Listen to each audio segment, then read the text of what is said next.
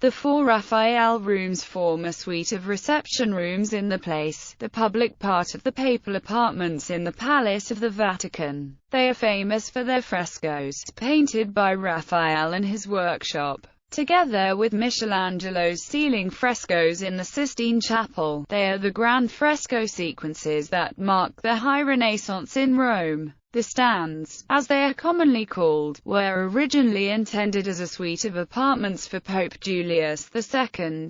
He commissioned Raphael, then a relatively young artist from Urbino, and his studio in 1508 or 1509 to redecorate the existing interiors of the rooms entirely. It was possibly Julius' intent to outshine the apartments of his predecessor Pope Alexander VI, as the stands are directly above Alexander's Borgia apartment. They are on the 3rd floor, overlooking the south side of the Belvedere courtyard, running from east to west, as a visitor would have entered the apartment, but not following the sequence in which the stands were frescoed. The rooms, or the Sala di Costantino, the Stanza Di Adoro, the Stanza della Segnatura and the Stanza dell'Incendio del Borgo. After the death of Julius in 1513, with 2 rooms frescoed, Pope Leo X continued the program. Following Raphael's death in 1520, his assistants Gianfrancesco Penni, Giulio Romano and Raffaellino del Colle finished the project with the frescoes in the Sala di Costantino. Scheme. The scheme of the works is as follows. Sala di Costantino. The largest of the 12 rooms is the Sala di Costantino. Its paintings were not begun until Pope Julius, and indeed, Raphael himself had died.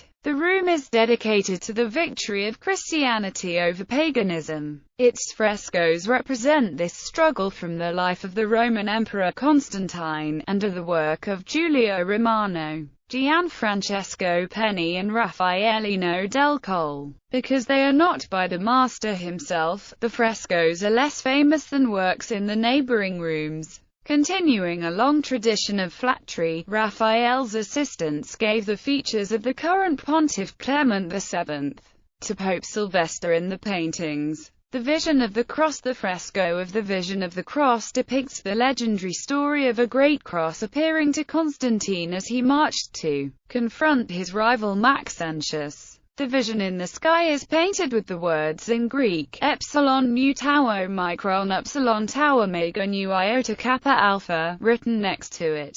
The Battle of Milvian Bridge. The Battle of Milvian Bridge shows the battle that took place on October 28, 312, following Constantine's vision. The Baptism of Constantine. The third painting in the sequence, The Baptism of Constantine, was most likely painted by Gianfrancesco Penni, and shows the emperor being baptized by Pope Sylvester I in the Lateran Baptistry at Rome, following the account of Constantine's baptism given in the Acts of Sylvester and the Liber Pontificalis. The Donation of Constantine. The final painting in the sequence, The Donation of Constantine, records an event that supposedly took place shortly after Constantine's baptism, and was inspired by the famous forged documents incorporated into Gratian's Decretum, granting the papacy sovereignty over Rome's territorial dominions. Stanza Di Adoro. The next room, going from east to west, is the Stanza Di Adoro. Painted between 1511 and 1514, it takes its name from one of the paintings. The theme of this private chamber, probably an audience room, was the heavenly protection granted by Christ to the Church.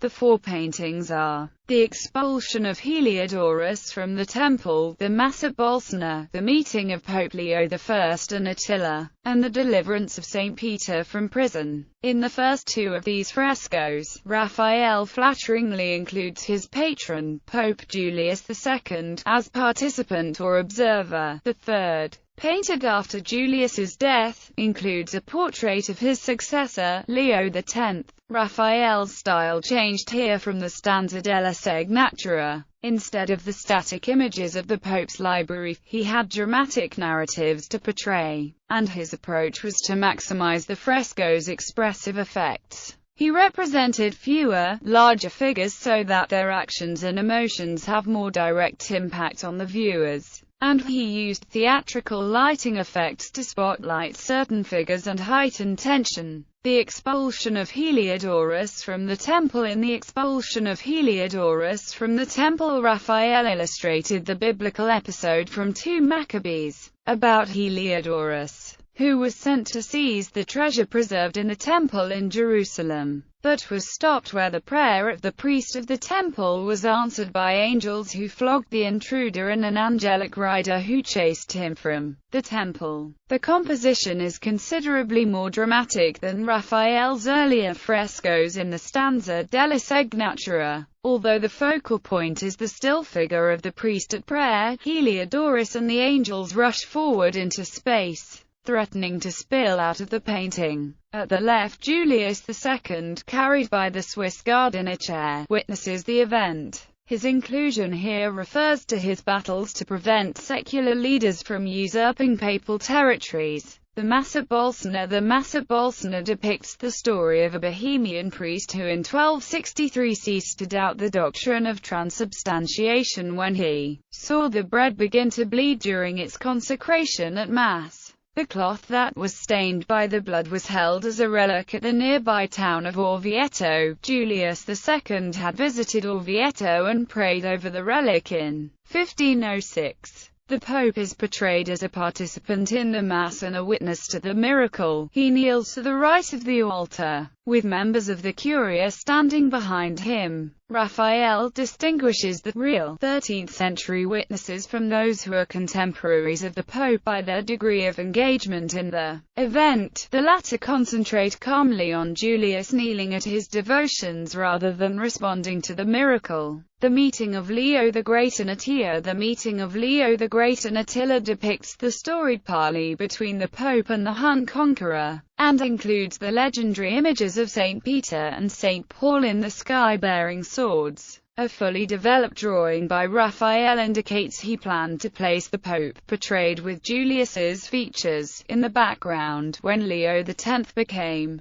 Pope, and just happened to choose the name Leo. He must have encouraged the artist to bring the Pope front and center and use his own portrait. Deliverance of St. Peter. The Deliverance of St. Peter shows, in 3 episodes, how St. Peter was liberated from prison by an angel, as described in Acts chapter 12. It symbolizes the power of the Vicar of Christ to escape human restraints. Julius II's titular church as cardinal, before he was elevated to the papacy, had been S. Pietro in Vincoli, so the painting is at once a general reference to the papacy and a specific reference to Julius. The fresco is a study in light, natural moonlight, man-made torchlight, and God-provided angel light. It is the latter, of course, that outshines the others. Stanza della Signatura. The Stanza della Signatura was the first to be decorated by Raphael's frescoes. It was the study housing the library of Julius II, in which the Signatura of Grace Tribunal was originally located. The artist's concept brings into harmony the spirits of antiquity and Christianity and reflects the contents of the Pope's library with themes of theology, philosophy, jurisprudence, and the poetic arts, represented in tondi above the lunettes of the walls. The theme of this room is worldly and spiritual wisdom and the harmony which Renaissance humanists perceived between Christian teaching and Greek philosophy. The theme of wisdom is appropriate as this room was the council chamber for the Apostolic Signatura, where most of the important papal documents were signed and sealed. Disputation of the Holy Sacrament. The first composition Raphael executed in 1508 or 1509 was the Disputation of the Holy Sacrament, the traditional name for what is really an adoration of the sacrament. In the painting, Raphael created an image of the Church, which is presented as spanning both heaven and earth. The School of Athens. Toward the end of 1509, Raphael began work on the wall opposite the Disputa. This second painting, entitled The School of Athens, represents the degrees of knowledge or the truth acquired through reason. The fresco's position as well as the philosopher's walk in direction of the Holy Sacrament on the opposite wall suggested the interpretation of the whole room as the movement from the classical philosophy to the true religion and from the pre-Christian world to Christianity. It was meant to reside over the philosophical section of Pope Julius II's library. It is perhaps Raphael's most famous fresco. The Parnassus. Raphael began the third composition at the end of 1509 or the beginning of 1510. It represents the Parnassus, the dwelling place of the god Apollo and the Muses and the home of poetry, according to classical myth. In the fresco, Apollo and the Muses are surrounded by poets from antiquity and Raphael's own time. The Cardinal Virtues, the two scenes on the fourth wall, executed by the workshop, and the lunette above it, containing the Cardinal Virtues, were painted in 1511. The Cardinal Virtues allegorically presents the virtues of fortitude, prudence and temperance. Stanza dell'Incendio del Borgo. The Stanza dell'Incendio del Borgo was named for the fire in the Borgo fresco, which depicts Pope Leo IV making the sign of the cross to extinguish a raging fire in the Borgo district of Rome near the Vatican. This room was prepared as a music room for Julius' successor, Leo X. The frescoes depict events from the lives of Popes Leo III and Leo IV. The other paintings in the room are the Oath of Leo III, the Coronation of Charlemagne by Leo III, and the Battle of Ostia. Though the fire in the Borgo was based on Raphael's mature designs, it was executed by his assistants, who painted the other three paintings without his guidance. The Oath of Leo III on December 23, 800 AD. Pope Leo III took an oath of purgation concerning charges brought against him by the nephews of his predecessor Pope Hadrian I. This event is shown in the Oath of Sir Leo III. The Coronation of Charlemagne. In the Coronation of Charlemagne shows how Charlemagne was crowned Imperator Romanorum on Christmas Day, 800. Fire in the Borgo. The fire in the Borgo shows an event that is documented in the Liber Pontificalis, a fire that broke out in the Borgo in Rome in 847. According to the Catholic Church, Pope Leo IV contained the fire with his benediction. The Battle of Ostia. The Battle of Ostia was inspired by the naval victory of Leo IV over the Saracens at Ostia in 849.